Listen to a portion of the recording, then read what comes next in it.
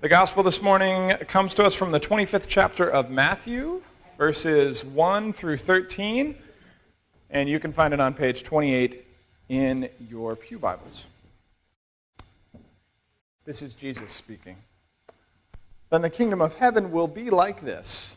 10 bridesmaids took their lamps and went to meet the bridegroom. 5 of them were foolish, and 5 were wise. When the foolish took their lamps, they took no oil with them. But the wise took flasks of oil with their lamps.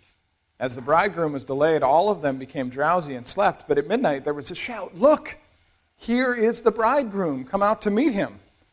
Then all those bridesmaids got up and trimmed their lamps. The foolish said to the wise, "Give us some of your oil, for our lamps are going out." But the wise replied, "No, there will not be enough for you and for us. You had better go to the dealers and buy some for yourselves."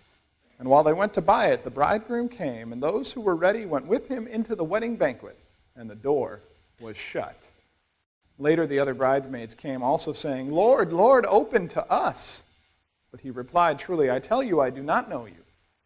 Keep awake, therefore, for you know neither the day nor the hour." Here ends the reading. I have family who live in southern Indiana. And when I was younger, we would take a trip out there to see them. They live in Evansville. And so we would drive across Pennsylvania, and we would drive south through Ohio, and we would come into Kentucky, and then we would come from Louisville over into Evansville. And this took forever. Forever. Now, some of you have looked at me from time to time and said, "Well, you are young, so you wouldn't remember this." But I will tell you that there were no DVD players in the back of the car that I grew up in. There was none of that. There were no iPods. I did not even have a Walkman with a cassette. Remember those? At the time. So my father had a very clear rule in the car, which was my car, my radio.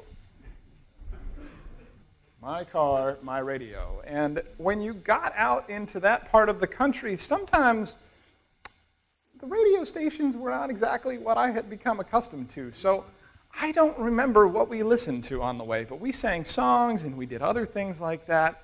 And one thing that I remember really clearly from those trips, well, other than, kind of being ready to get out of the car, was this advertising campaign for a motel chain that at the time I had never heard of. But, I was 6, 7, 8 years old? I wouldn't have. And it was this guy with this wonderful radio voice. This great voice. And the end of the ad was, "This is Tom Bodette for Motel 6. We'll leave the light on for you." I remember that. Who is this guy, Tom Bodette? I've never heard of him. "Dad, can we stay at Motel 6? "No." "We'll leave the light on for you." So I was thinking about this scripture today. I was thinking about the bridesmaids, or perhaps you've heard it as the virgins. Johnny Cash sang about the virgins are trimming their wicks, getting their oil lamps ready. I was thinking about this week, and I was thinking about how they had spent all of this time getting their oil lamps ready, and for some reason, in my head, I heard, "This is Tom Bodette for Motel 6. We'll leave the light on for you." It's amazing how that stuff sticks in your head. And so I started doing a little reading about Tom Bodette. Turns out that Tom was just looking for a job in 1986 when he started doing this. Now, I heard a Motel 6 ad recently. Tom Bodette is still doing it.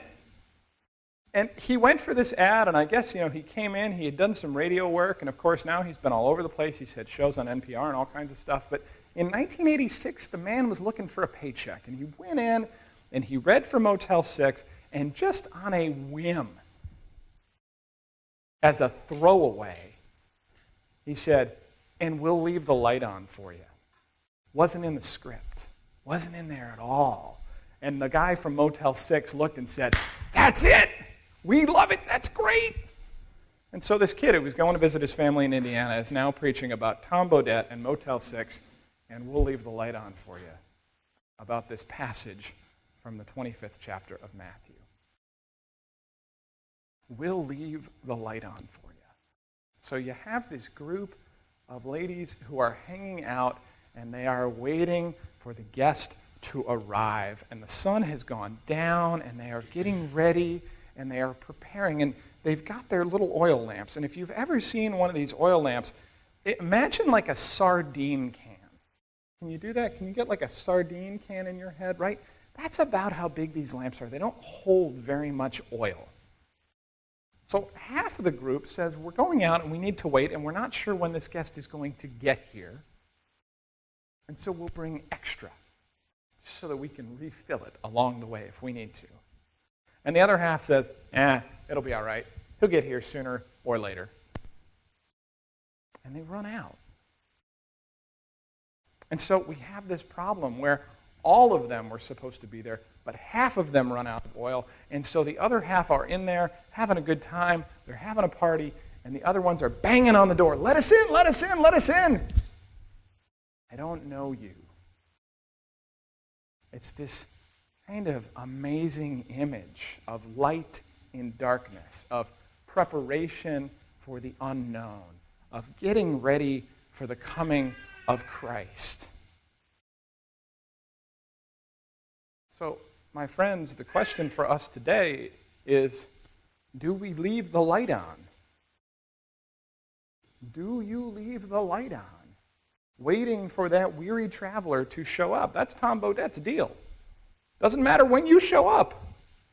2 in the morning, 3 in the morning, 5 in the morning, just as the sun's coming up, we will be ready for you, and you will be able to find us because we will leave the light on for you. It's this wonderful, homey image, like leaving the front porch light on so you can find the right house on a darkened street. It's really a stroke of genius. But for us, are we willing to do the same thing? Can we do the same thing? Are we the people who leave the light on for Jesus? Are we prepared? Do we have enough oil? Remember, you've only got a sardine can full of oil. It's not a lot of oil. Or does the light go out, leaving us banging on the door to get in later? Stuff. We had some great conversation this morning in Sunday school. There's my plug. We had some great conversation this morning in Sunday school about how do we keep our oil ready to go? How do we keep our lights ready to shine? What do we do to make sure that we're ready? Because you know this metaphor about oil and lamps, it only takes you so far. Because ultimately we have to realize that what it's talking about is our hearts and our minds and our souls being ready for Jesus. That's what we're dealing with. What do we do to make sure that we're ready when Jesus comes calling? And so we talked about some good stuff. Talked about making sure that we come to church on Sunday. So we have accomplished that this morning. If you can hear me, you're here. Good work, faithful servants. We talked about some other stuff. We talked about making sure that we are talking to God on a regular basis, that we are feeding our souls, that we are keeping our lamps full. Are you doing that? We talked about making sure that we're talking to other people about God and why we love God and why we come here on Sunday morning. Are we doing that? We talk about not just opening the Bible or having a Bible, but actually reading it. Wesley talked about searching the Scriptures diligently. Are we doing that? Now, this is not the Pastor Gene makes you feel guilty sermon. I don't go in for guilt. I don't think it's helpful at all.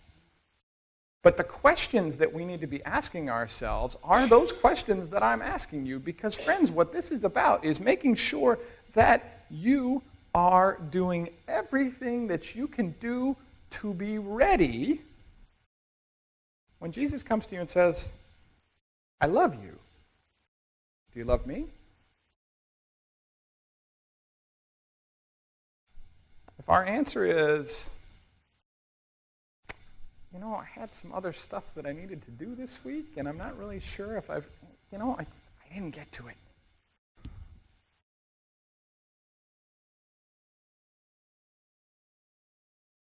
it's going to be tough.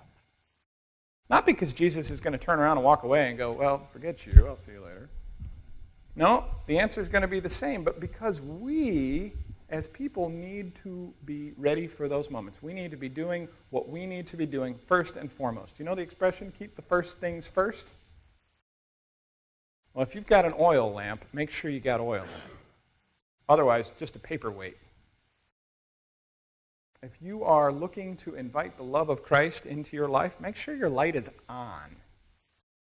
Make sure you're ready for the visitor. Make sure that no matter what time it happens, when it happens in the season of your life, that you're ready to go. That's what we're talking about. And so some of those answers that we came up with in Sunday school this morning, those are answers. Those things work for certain people. They feed that lamp. But there may be different ones that work for you. And so I am encouraging you to think about that, to pray about that, to talk to God about what it is that keeps you full and ready. I'm inviting you to have some serious conversation about how to keep the light on. Now, I'd love to tell you that Tom Bodette has written extensively about how this is a metaphor for him and his personal relationship with Jesus Christ, but I couldn't find it. But if it helps you to remember what I've said here, if it helps you to remember this story about these women who are getting ready for the arrival of their bridegroom, then that's good. Take Tom Bodette with you.